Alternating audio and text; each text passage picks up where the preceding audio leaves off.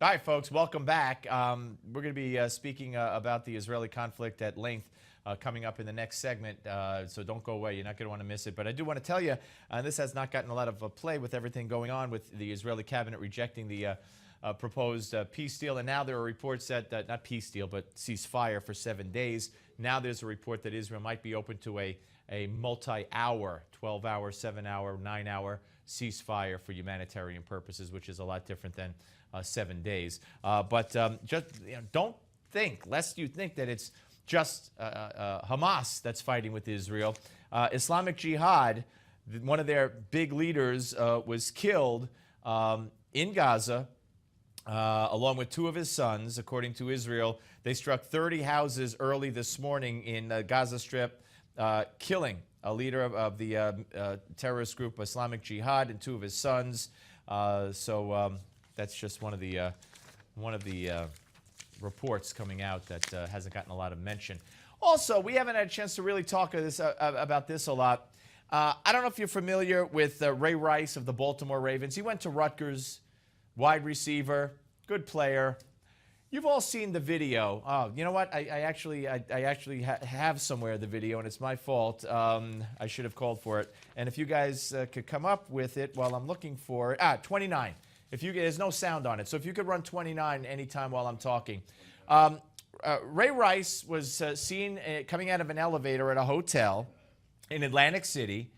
There it is, dragging his wife out of the elevator.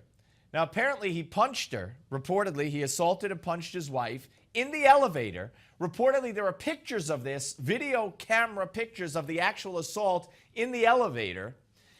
He's facing legal ramifications for this, obviously. And yesterday, the National Football League decided to suspend Ray Rice. You know how many games he got suspended for? 2. 2 games.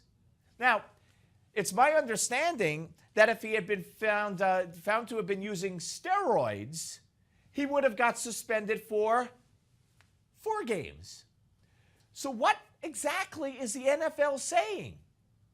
That it's worse and you'll receive a harsher punishment if you're on illegal steroids than if you assault a woman in an elevator and are caught? I don't even get it. I don't know what message could they be trying to send here. Ray Rice, was in Atlantic City casino. He punched his then fiance. He was originally booked and released on assault charges, and then the charges were later bumped to aggravated assault. They were married a couple of months later. How do you commit aggravated assault against a woman? All but the attack of the video is released. The aftermath of you dragging her out and putting her on the floor is released, and the NFL gives him 2 games? And the clincher, if he had used steroids, he would have gotten 4 games. What sense does that make? We'll be back, ladies and gentlemen, with the next segment. But first, Dr. Chauncey Crandall and your patterns of cholesterol. When I was a young doctor, we were just learning about cholesterol and how too much of it could lead to a heart attack. We learned that there were 3 types of cholesterol: LDL cholesterol, which was bad, HDL cholesterol, which was good, and triglycerides. Now we know that not all bad cholesterol is the same. We learned that bad LDL cholesterol is comprised of 2 different types. One type is called pattern A, and the other type is called pattern B. And it's very important for you to know the type that you have. Feel free to pause the video and get a pencil to make notes. Pattern A LDL cholesterol is fluffy and bounces off the wall of your coronary arteries without damaging them. Pattern B LDL cholesterol is small and pellet-like and embeds into the walls of your coronary arteries, causing damage. To learn what pattern you have, you must ask your doctor for a blood test that is known as an advanced lipid screening test.